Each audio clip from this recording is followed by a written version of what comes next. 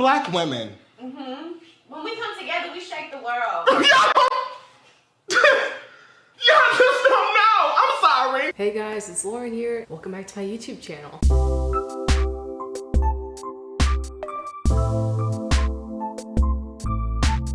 I don't know why it took me so long to film this video. Honestly, I should have filmed it a week ago, but here we are doing it now. In July, I kind of accidentally, not so accidentally, ended up reading a ton of books with black girls on the covers. I say like accidentally, not so accidentally, because accidentally, I didn't realize I'd read that many books with like black girls as protagonists, but I guess that's something I was just drawn to at the moment. And not so accidentally, because I did make it a venture for like the past few months to read more books starring black characters, because I realized it wasn't something I did before I got back into reading, because I just got back into reading this year. I selected different variety of YA books just with black girl protagonist, and that's something that I accidentally, not so accidentally did. And I'm not complaining about it at all, but I decided I'd share it with you guys because I read about, let me double check.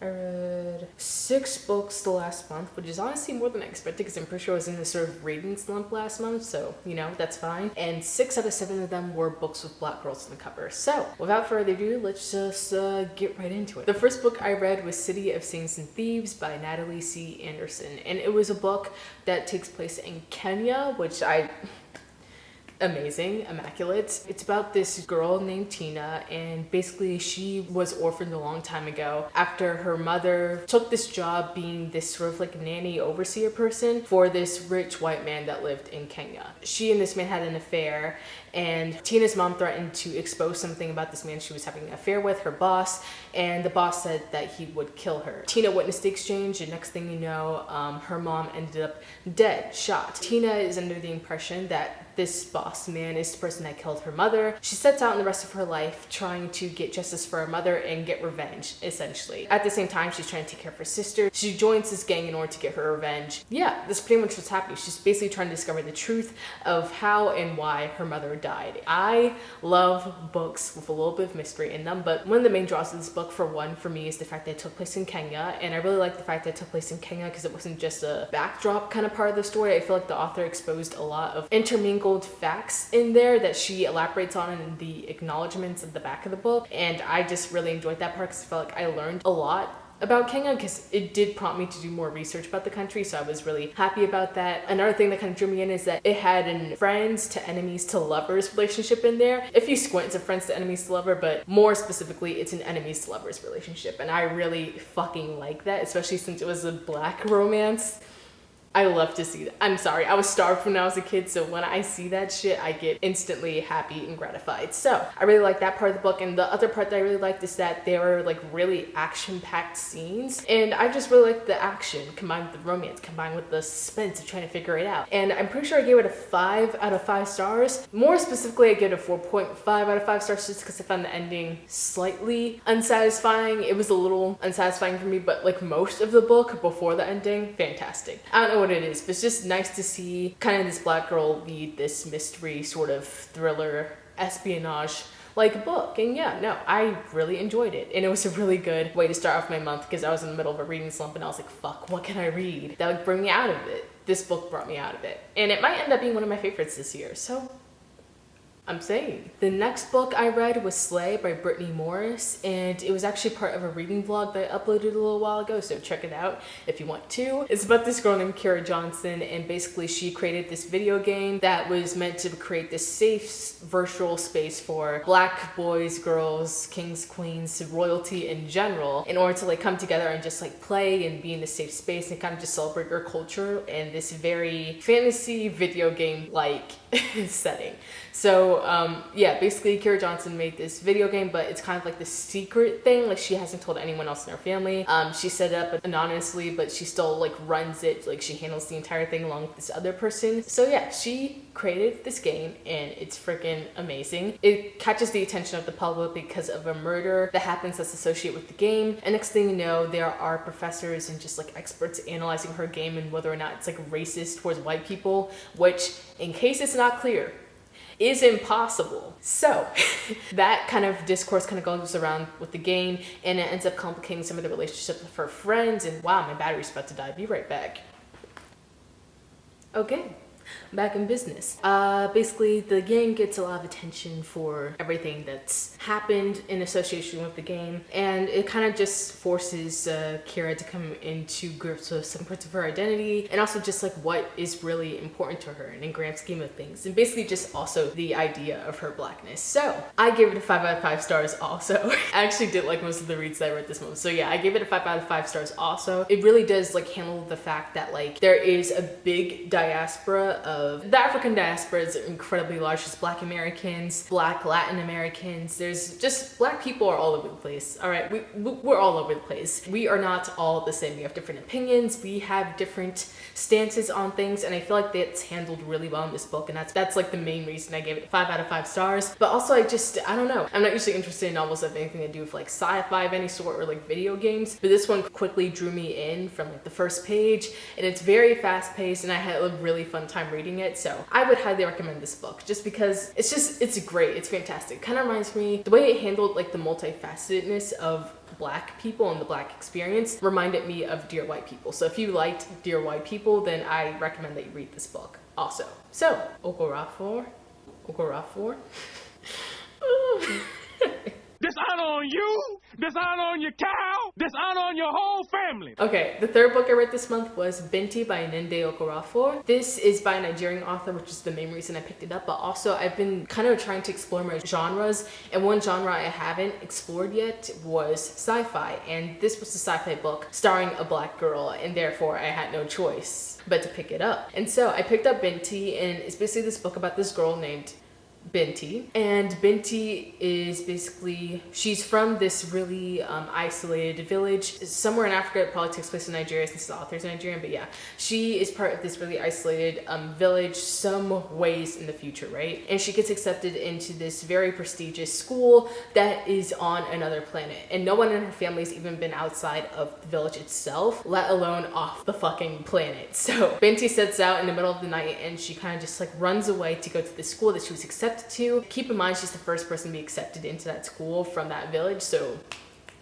the props, brilliance. But anyway, she's accepted, and she kind of just sets out to go on this university alone. Basically, she kind of just like sets out on this journey. It's actually a trilogy, and I only read the first book, but I really enjoyed it just because of the fact that like there were so many creative elements in it. Like I felt like the world building was excellent. It's hard for me to be like very invested in sci-fi because I'm just not.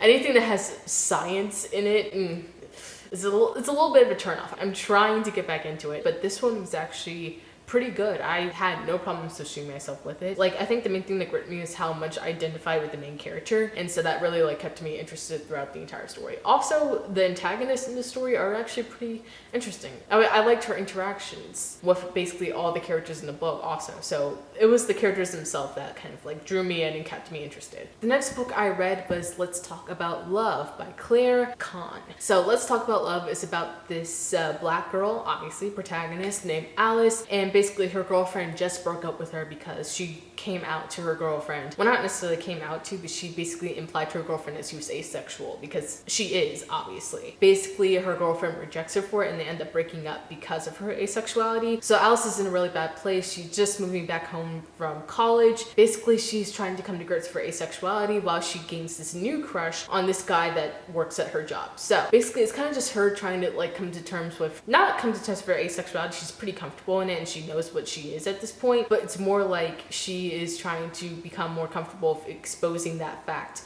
to other people in her life, because at this point, like in the beginning of the book, she only had told like 3 people. In this book, it's kind of just a recovery from a breakup, but also kind of just allowing her heart to heal and knowing what her worth is. That's basically what the book is about, and I really liked it because I learned more about asexuality throughout this book. I tried to make an admission to diversify my bookshelves, like one, by reading books with not just white protagonists, but another by reading books with not just like straight protagonists. I want to read books that incorporate like different levels of the LGBTQ plus community, because I need to educate myself, and one of the good ways to educate myself is through reading fiction, among other things. So I decided to pick this one up, and also it was recommended by Chanel Time. If you don't know her, I don't know where y'all been, but Nigerian booktuber, I love her. But yeah, she recommended this book. I decided to read it. I gave this book 3 out of 5 stars, mainly because it was written in a way that reminded me of fan fiction. I say that in the sense that it was written in a way that it was mostly a dialogue-driven novel. It wasn't really a novel driven more by setting. And I feel like I need a decent balance of that in order to like keep me really invested in it. But you know,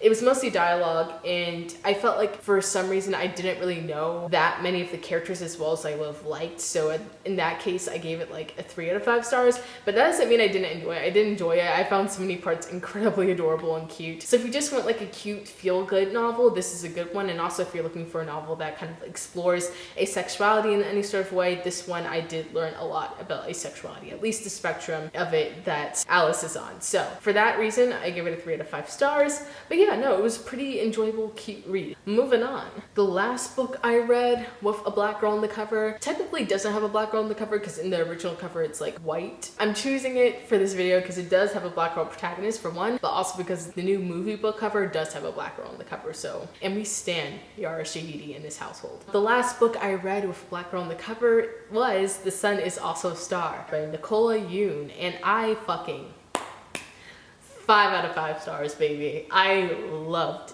this book. I am a big fan of romance, and I'm just now discovering romance in books and stuff and fan fiction. So for that, so I've only read one other romance so far this year, but this is the second romance I've read this year. I loved it a lot. It was so cute, and the way that the author structured the book, like if any other person wrote it, or if they tried it in a slightly different way, I feel like the way that the author wrote the book would have been a bit too chaotic, but she did it in a way where everything fit. Everything had purpose. Every freaking detail, every character had purpose, and for that, applause. And the romance itself was literally so cute, especially since for some reason like Hollywood and just like other people in general have the idea that biracial couples basically only mean like white and insert other race here. No, honey. In this one, there is a black girl lead and then there is a Korean lead, which I enjoyed a lot, and it just, their romance is so cute. It was such a feel-good book. My heart was warm,